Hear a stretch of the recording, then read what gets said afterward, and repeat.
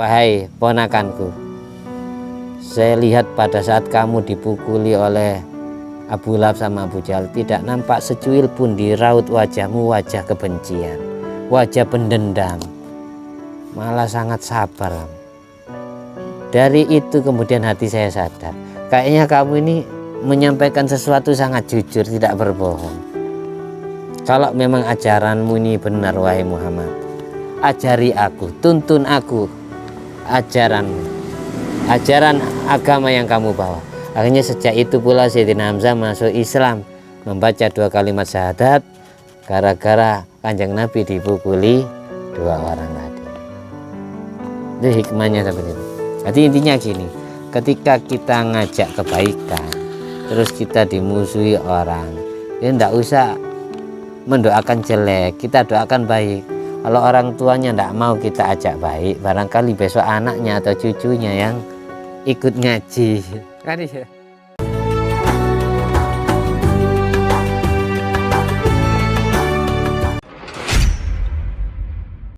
Assalamualaikum warahmatallahi wabarakatuh. Alhamdulillahirabbil alamin alladzi bi ni'mati tatimus shalihat wa bi dzikri sulahai tatanazzalu rahmat wal barakat. Wassalatu wassalamu ala sayyidis sadat Sayyidina Maulana Muhammadin Qutbil Qadat wa ala alihi washabihi anjumi saya amma.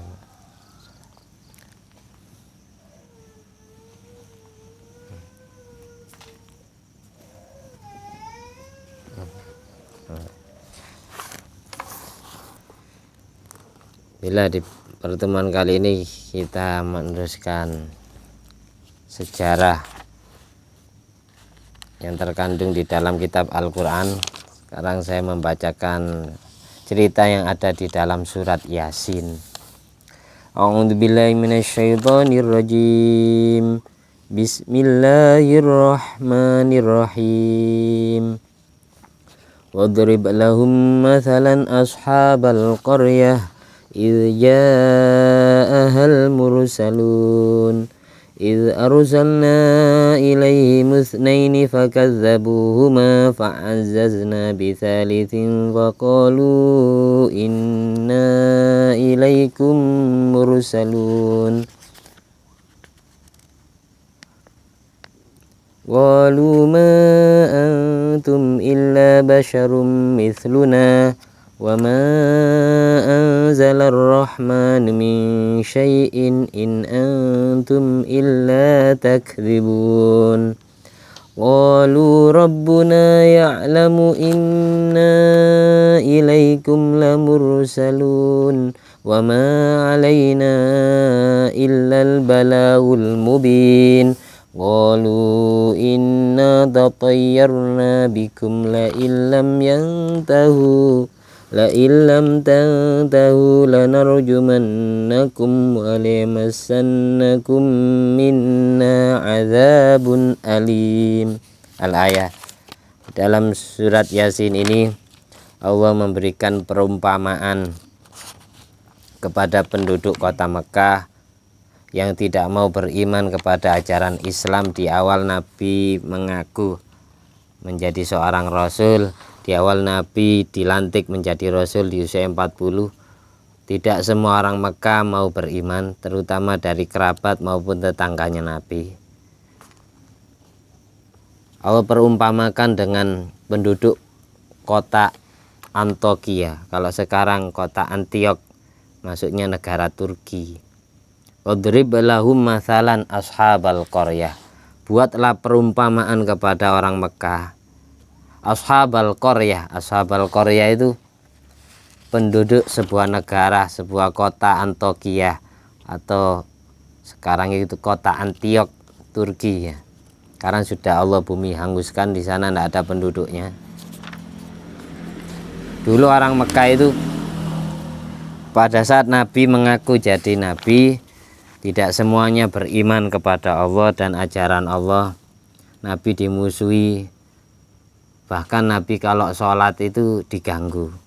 Sampai Abu Jahal dan kedua rekannya, kedua sahabatnya. Di dalam kitab ini hanya satu sahabatnya Abu Jahal yang Allah sebutkan. yang diceritakan oleh Musannef yang meriwayatkan hadis, Abu Jahal punya sahabat itu namanya Walid bin Mughirah. Nama aslinya Abu Jahal itu Amr bin Hisham.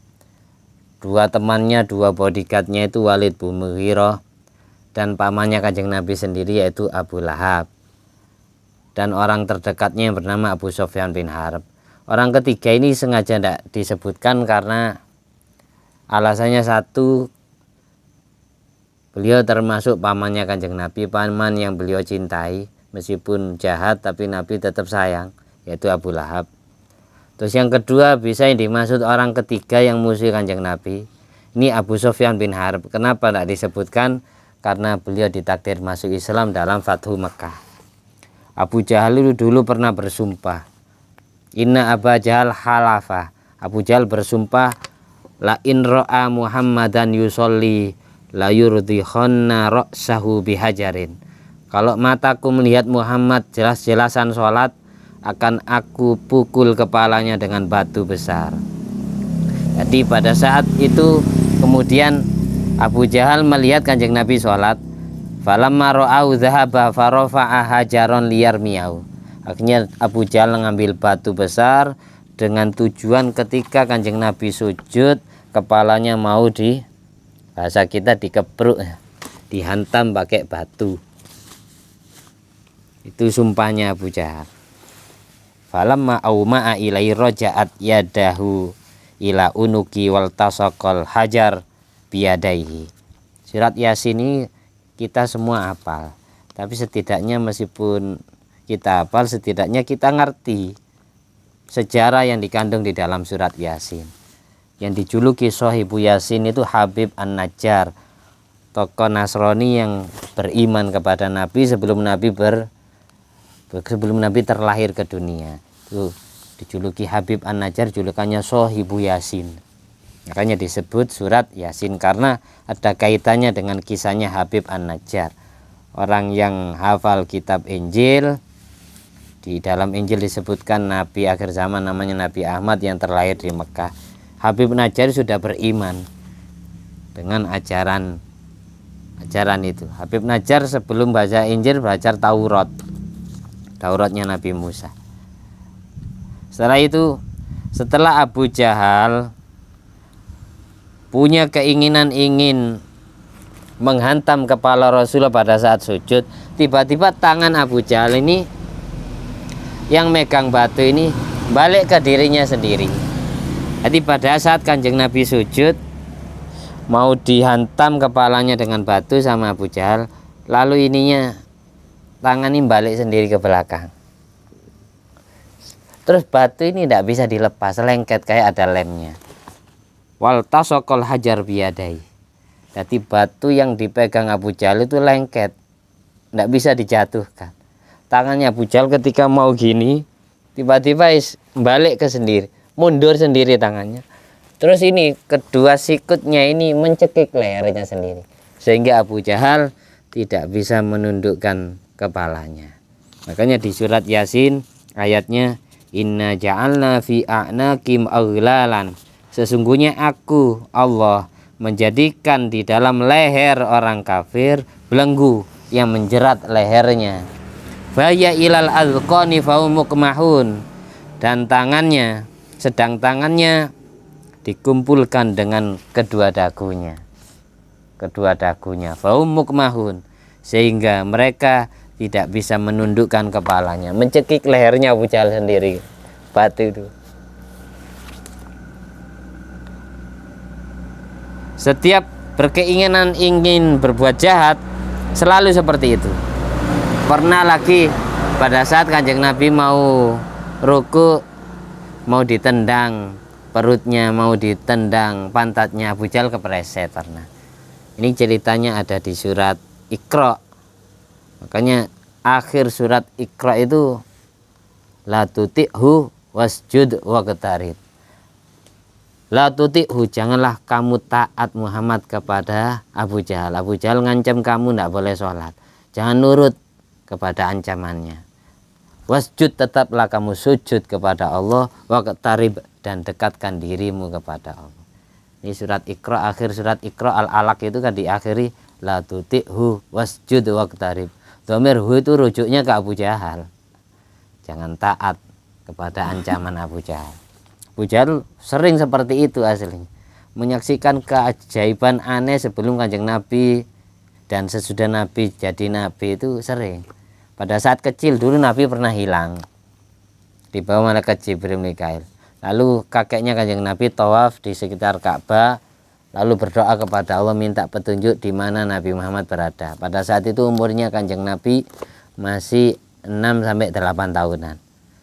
Masih anak TK ya, usia 6 tahun.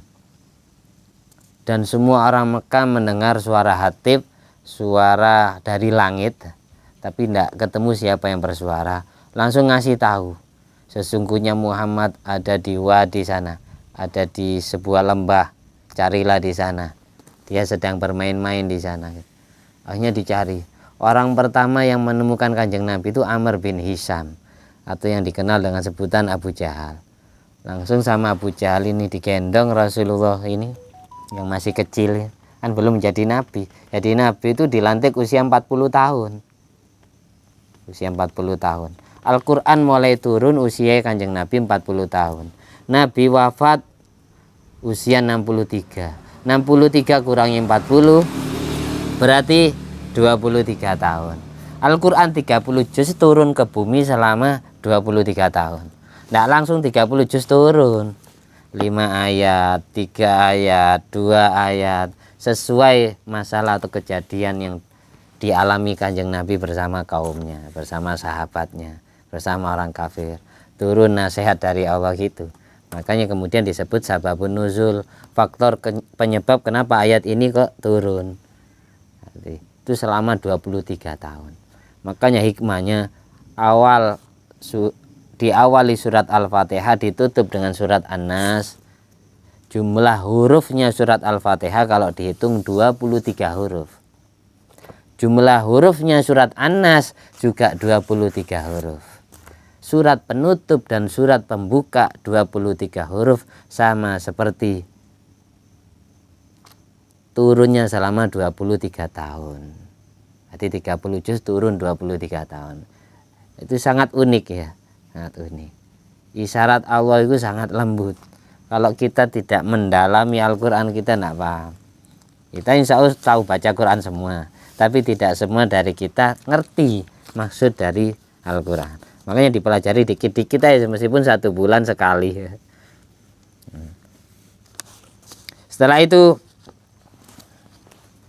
Setelah Abu Jahal balik ke temannya, cerita Abu Jahal, saya ingin menghantam kepala Muhammad dengan batu, terus batu itu balik ke saya sendiri, terus saya malah kecekik tangan saya sendiri. Mau saya jatuhkan batu tidak bisa, seolah-olah tanganku ada lemnya. Cerita Abu Jahal ke rekan-rekannya. Akhirnya temannya yang kedua yang bernama Walid bin Mughirah ini penasaran, kepo. Masa sih saya ingin nyoba, mana batunya? Akhirnya Walid bin Mughirah ini mendatangi orang Islam yang sedang sholat jamaah bersama Kanjeng Nabi. Dan di saat itu Sayyidina Umar bin Khattab belum masuk Islam. Sayyidina Umar bin Khattab belum masuk Islam. Kalau Sayyidina Utsman, Sayyidina Ali, Sayyidina Abu Bakar sudah masuk Islam. Jadi pada saat Abu Jahal melakukan aksi jahatnya ini, Sayyidina Umar belum masuk Islam. Jumlah orang Islam masih belum 40. Jumlahnya masih 39 dengan Kanjeng Nabi. Itu dakwah 12 tahun di Mekah, masih 39 orang yang masuk Islam. Ibaratkan orang mendirikan madrasah sekolahan, 12 tahun muridnya cuma 39 orang. Lama ya. Ibaratkan orang bangun pondok pesantren, santrinya cuma segitu.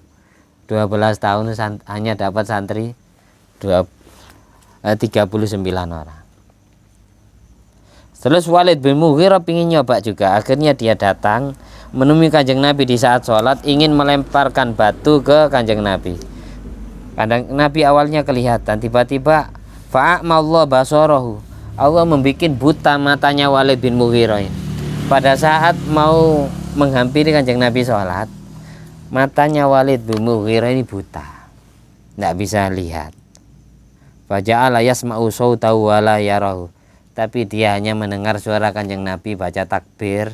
Namanya imam itu Allahu Akbar, sami Allah liman hamidah. Walid bin Mughirah dengar suara itu, tapi matanya tidak bisa lihat. Walam yarahu, akhirnya dia balik. Setiap punya niatan balik, matanya bisa lihat. Pingin mendolimi lagi, buta lagi. Demikian pula yang terjadi dengan Abu Jahal. Setiap Abu Jahal mengurungkan niatnya ingin melempar batu, ini lepas batunya, tapi batu diambil lagi, gitu lagi, seperti itu lagi. Diulangi, dicoba seperti itu. Setiap mau jahat seperti itu, tidak jadi jahat, lepas batunya. Akhirnya Walid bin Mughirah cerita ke temannya, saya mengalami kejadian yang tidak sama dengan Abu Jahal. Kalau Abu Jahal tangannya lengket, batunya lengket, nyekik sendiri. Kalau saya malah mata yang buta. Makanya ayatnya di Al-Quran, di surat Yasin ini, terusan ayatnya, waja'alna min baini aydihim saddan wa min khalfihim saddan fa'ausyainahum fahum la yubasirun. Aku jadikan saddan, tutup-tutup yang menutupi matanya orang kafir yang ingin jahat kepada Kanjeng Nabi. Dari depan, dari belakang ditutup semua, sehingga fahum la yubasirun, mereka tidak bisa melihat Rasul dan para sahabatnya. Ayat ini ya hikmahnya, sampai kalau dijahati orang ya dibaca ayat ini dulu. Mau takut ada begal atau bisa, oh begalnya tidak bisa lihatan. Ya Allah, barokahnya dua ayat ini, jagalah diriku, insya Allah akan Allah jaga. Jadi dua ayat ini khasiatnya kalau kita baca, setiap kita ketakutan, takut dijahati orang, takut ditangkap polisi atau apa, ya baca itu biar nggak kena razia. Dibaca hikmahnya di situ. Inna ja'alna fi a'naqim aghlalan fahiyya ilal adqani fahum muqmahun wa ja'alna min baini aydihim saddan wa min khalfihim saddan fa aghshaynahum fahum la yubsirun. Insyaallah orang-orang yang jahat kepada kita, yang zalim kepada kita, tidak akan bisa melihat sebagaimana yang Allah berikan kepada Kanjeng Nabi. Itu khasiatnya. Dipercuma mereka Abu Jahal, Walid bin Mughirah, sawaun alim antara taum amalam tungdirum la yu'minun hum la yu'minun. Mereka meskipun dinasihati maupun tidak, mereka tidak akan beriman selamanya. Abu Lahab memang ditakdir, tidak disebut orang yang ketiga. Di sini bahasanya orang ketiga, tapi tidak disebutkan namanya Abu Lahab apa Abu Sufyan, karena Abu Lahab masih pamannya Kanjeng Nabi. Nabi itu sangat mencintai Abu Lahab, meskipun Abu Lahab jahat kepada beliau. Karena yang mulai kecil Abu Lahab ini sangat sayang. Nabi sering dikasih sesuatu. Bahkan ketika Nabi lahir, budaknya dimerdekakan. Suatu saat ketika Abu Lahab sudah meninggal, Kanjeng Nabi itu doa kepada Allah agar pamannya diringankan siksa kuburnya. Karena ya apa beliau pernah baik kepada saya. Akhirnya pamannya Kanjeng Nabi yang satunya bernama Sayyidina Abbas bin Abdul Muthalib. Sayyidina Abbas ini suatu saat mimpi, dalam tidurnya ketemu Abu Lahab. Abu Lahab setiap hari Senin ini diringankan siksa kuburnya oleh Allah, bisa dari jari telunjuknya keluar air sehingga bisa dihisap setiap hari Senin di alam kuburnya. Gara-gara apa? Gara-gara pernah menghormati kelahirannya Kanjeng Nabi, sampai budaknya yang bernama Suhaibah bin Al-Yaman dimerdekakan. Saking bunganya Abu Lahab punya ponaan, karena kakaknya sudah meninggal, yaitu ayahnya Kanjeng Nabi kan sudah meninggal, Sayyid Abdullah. Meninggalnya Sayyid Abdullah, ada yang bilang Nabi lahir kurang 2 bulan, ada yang bilang Nabi lahir berusia bayi 2 bulan. Berarti manten anyar, baru menikah, Kanjeng Nabi sudah ditinggal wafat sama ayahnya. Alam yajidka yatiman fa'awa. Allah takdir Kanjeng Nabi yatim, fa'awa, lalu hak asuhnya dipindah ke kakek. Usia 6 tahun ibunya yang meninggal, yatim piatu. Usia 8 tahun kakeknya meninggal, Abdul Muthalib. Akhirnya pindah ke paman, yaitu pindah ke ayahnya Sayyidina Ali. Siapa? Ada yang tahu? Ayahnya Sayyidina Ali bin Abi Thalib. Ayahnya Sayyidina Ali Abu Thalib. Akhirnya Abu Thalib yang mengasuh Kanjeng Nabi usia 8 tahun sampai Kanjeng Nabi usia 52. Sampai Kanjeng Nabi usia 52 tahun. Yang menikahkan, yang jadi wali nikah ya Abu Thalib. Seperti itu. Jadi usia 8 tahun. Terus yang ngajari usaha bisnis, dagang itu Abu Thalib pamannya.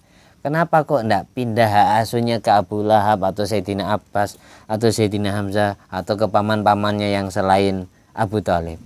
Karena yang saudara seibu dengan ayahnya Kanjeng Nabi cuma Abu Thalib. Sayyid Abdullah, Abu Thalib ini dari satu ibu. Kalau yang Abu Lahab, Sayyidina Abbas, Sayyidina Hamzah ini beda ibu. Adiknya ayah Kanjeng Nabi tapi beda ibu. Karena kakeknya Kanjeng Nabi istrinya bukan satu.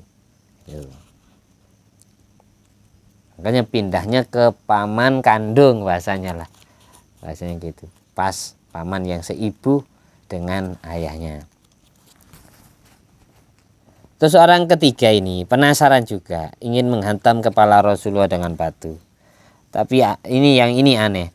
Faraja al-Qahqarah. Ketika dia sudah dekat dengan Kanjeng Nabi, tiba-tiba kakinya mundur sendiri. Setiap mau dilangkahkan maju, pasti mundur, jalannya itu mundur sendiri. Faraja al-Qahqarah. Kakinya balik mundur. Yang kisu ala akibaihi. Malah kedua tumitnya, kedua tungkaknya ini langsung merapat sendiri. Jadi kayak vampir gitu jalannya, tapi jalannya mundur.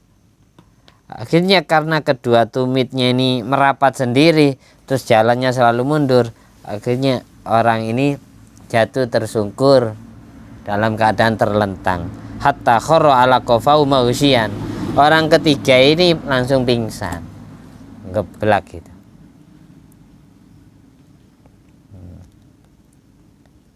Akhirnya setelah 3 orang kumpul lagi, dia bilang gini, saya cerita ini kejadian saya lebih besar, lebih dahsyat daripada kejadian kalian berdua. Setiap falam madanautu minhu faidan fahlun yakhtaru bidanabai. Setiap aku mendekat dengan Muhammad, tiba-tiba di depanku itu ada hewan jantan yang sangat besar, ukurannya lebih besar dari manusia, hewan raksasa. Dan hewan ini mempunyai 2 ekor, yang ekornya ini dipukulkan ke saya sehingga saya itu langsung pingsan ya. Seperti itu. Jadi yang tidak terima Allah, Kanjeng Nabi tidak mungkin doakan jelek kepada umatnya. Nabi itu rahmatan lil alamin. Nabi setiap didolimi orang itu pasti doanya Allah mahdi qaumi fa innahum la ya'lamun.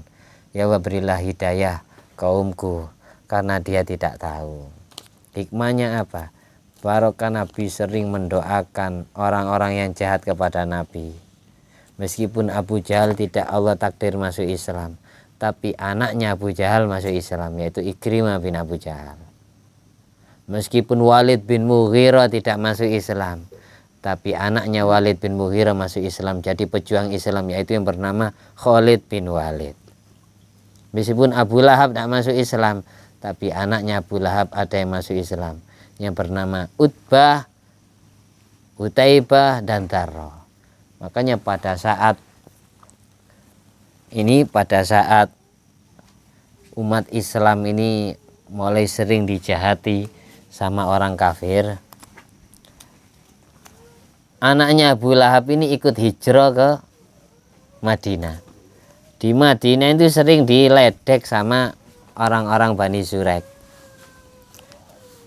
Setiap putrinya Abu Lahab ini jalan di depan rumah Bani Zuraik, kampung Bani Zuraik, keturunan Bani Zuraik, semua orang sekampung itu, laki perempuan itu baca surat Al-Lahab.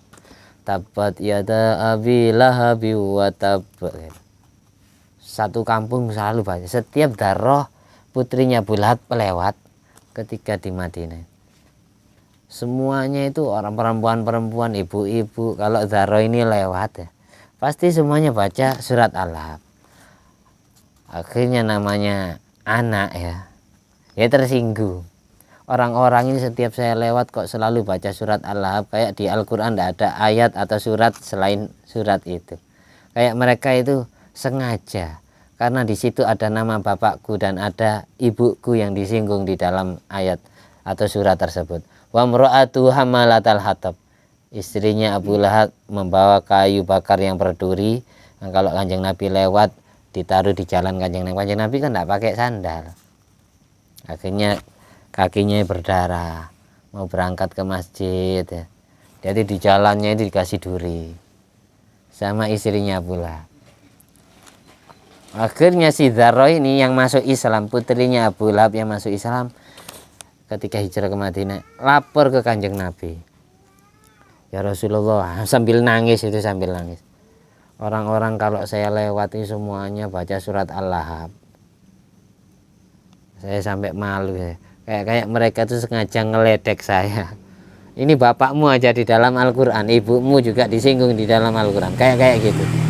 Celaka kedua tangan Abu Lahab. Kenapa? Tangan Abu Lahab pernah dipakai nempelin Kanjeng Nabi, pernah dipakai mukul Kanjeng Nabi.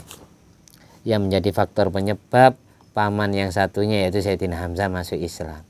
Di pada saat Abu Thalib wafat, Siti Khadijah ini wafat, permusuhan orang kafir Quraisy ini semakin jadi.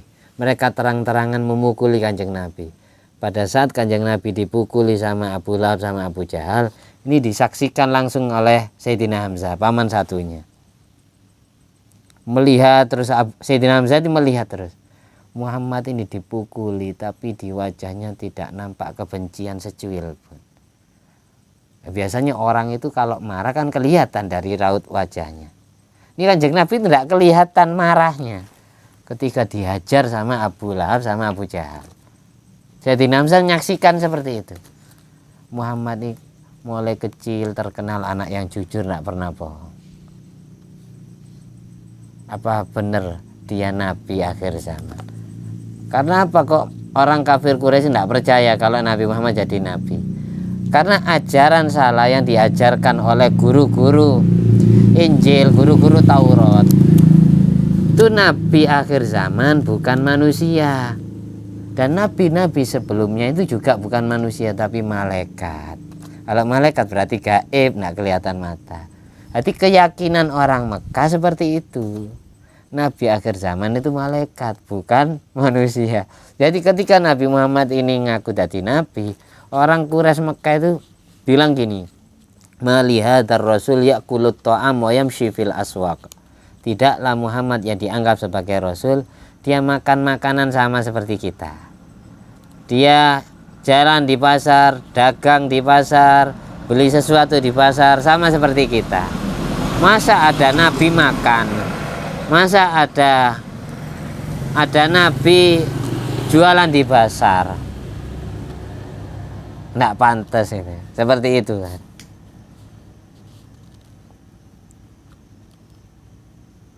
Akhirnya sejak kejadian itu Sayyidina Hamzah langsung menghampiri dua orang yang mengajar Kanjeng Nabi ini.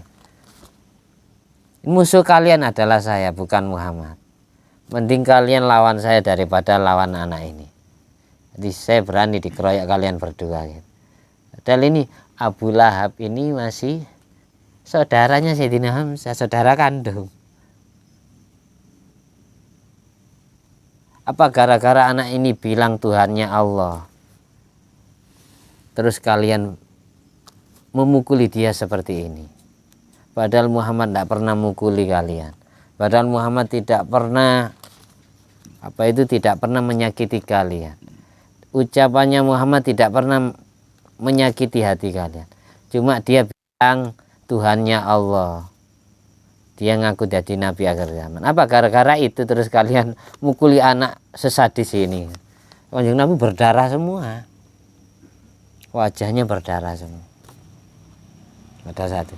Akhirnya Abu Lahab sama Abu Jahal pergi, lalu Sayyidina Hamzah bilang, "Wahai ponakanku, saya lihat pada saat kamu dipukuli oleh Abu Lahab sama Abu Jahal tidak nampak secuil pun di raut wajahmu wajah kebencian, wajah pendendam, malah sangat sabar. Dari itu kemudian hati saya sadar, kayaknya kamu ini menyampaikan sesuatu sangat jujur, tidak berbohong. Kalau memang ajaranmu ini benar, wahai Muhammad, ajari aku, tuntun aku ajaranmu, ajaran agama yang kamu bawa. Akhirnya sejak itu pula Sayyidina Hamzah masuk Islam, membaca 2 kalimat syahadat, gara-gara Kanjeng Nabi dipukuli 2 orang tadi. Itu hikmahnya seperti itu.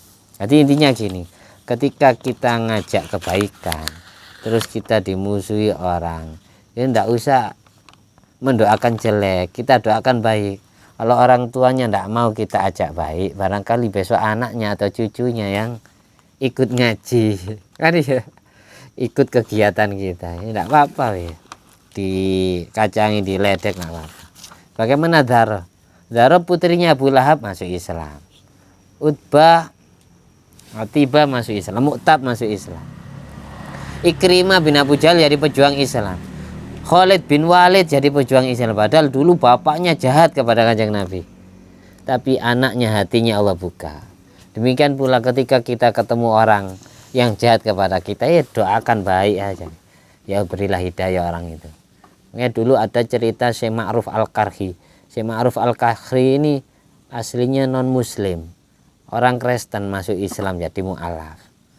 Bahkan silsilah sanad keguruan Syekh Abdul Qadir Jailani ini kepada Syekh Ma'ruf Al-Qarhi. Jadi mbah guru ini, Syekh Ma'ruf Al-Qarhi ini masih mbah gurunya Syekh Abdul Qadir Jailani. Orang Kristen masuk Islam, sampai bisa mengislamkan kedua orang tuanya.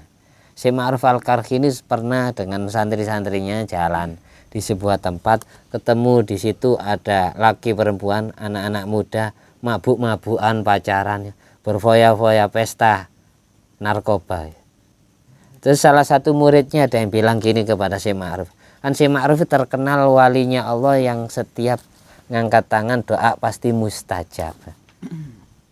Wahai guru, jenengan kan Allah beri kelebihan kalau dungo mandi, bahkan sekarang ini, doakan semua anak-anak muda yang maksiat terang-terangan ini, doakan binasa, doakan dapat balak langsung dari Allah.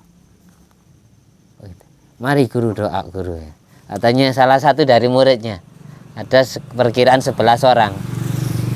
Ayo kalau kalian pingin doa, ayo kita doa. Syekh Ma'ruf Al-Qarhi ini ngangkat ke langit tangannya, amini doa saya ya. Iya guru. Doanya gini ternyata, Allahumma kama farrahtahum fid dunya fafarrihum fil akhirah. Allahumma kama farrahtahum fid dunya fafarrihum fil akhirah. Ya Allah, sebagaimana kau bahagiakan mereka dengan maksiat yang mereka kerjakan di dunia, maka bahagiakan pula mereka semua dengan surgamu di akhirat nanti. Doanya Syekh Ma'ruf malah seperti itu. Akhirnya setelah doa selesai, murid yang minta doa tadi protes. Wahai guru, bukan doa seperti itu yang saya minta. Binasakan mereka. Itu bukan hak kita, nak. Nabi saja tidak pernah doakan jelek kepada umatnya. Kok saya bukan nabi, suruh nyumpai orang, tidak pantas saya. Kok anak muda yang bahagia dengan kematiannya, suatu saat mereka akan ibadah yang mereka kerjakan. Suatu saat Allah bukakan hati mereka untuk bertobat kepada Allah. Tidak lama dari itu, ayo kita lanjutkan perjalanan. Tiba anak-anak tadi yang tertawa terbahak-bahak itu, laki perempuannya, mereka langsung nangis-nangis mendatangi Syekh Ma'ruf Al-Qarhi, minta dituntun ajaran Islam. Langsung seketika seperti itu. Yang jelas orang-orang seperti itu ngerti sejarah.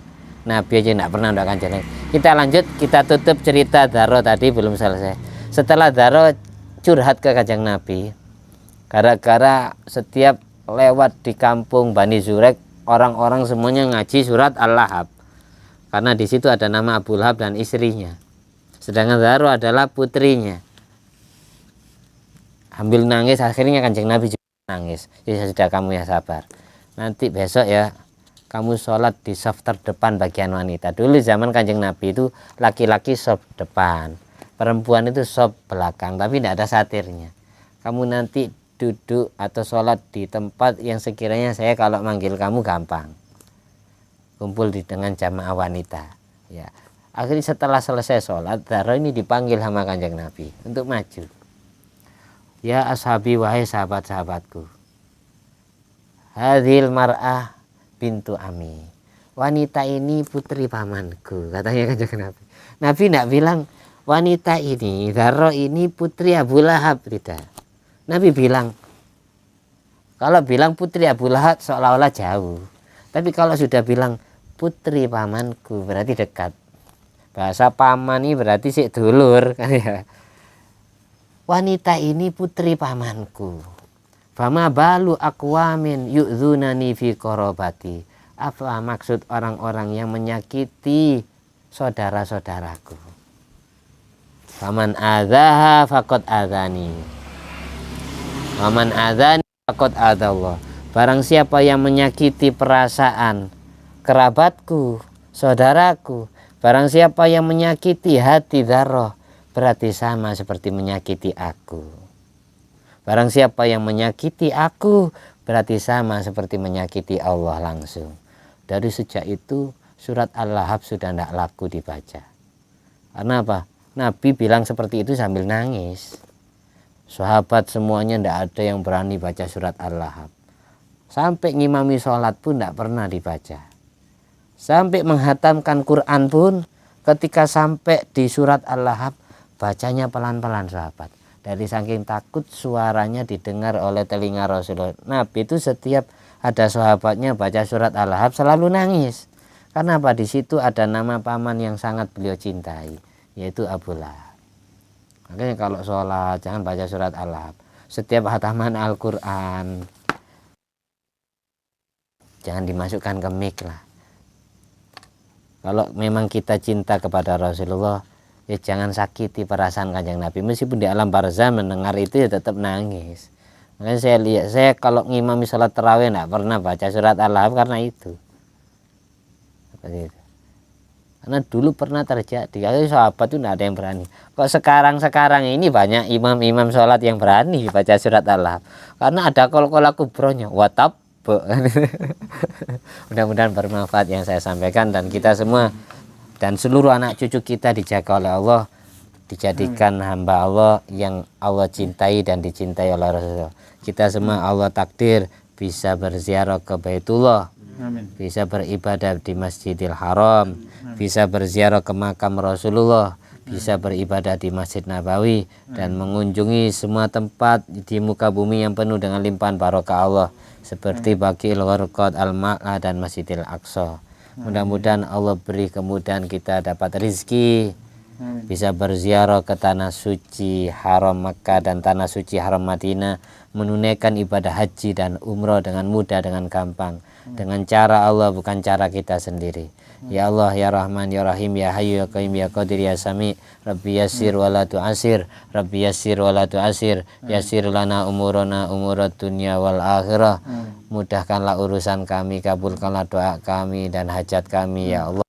Urusan ibadah dan urusan rezeki kami mudahkanlah ya Allah, kabulkanlah doa kami. Tadi niat wala kuniyatin sholihah wala kulli mana wasalafus ya Nabil Mustafa wal Mujadaba Muhammadin sallallahu alaihi wasallam.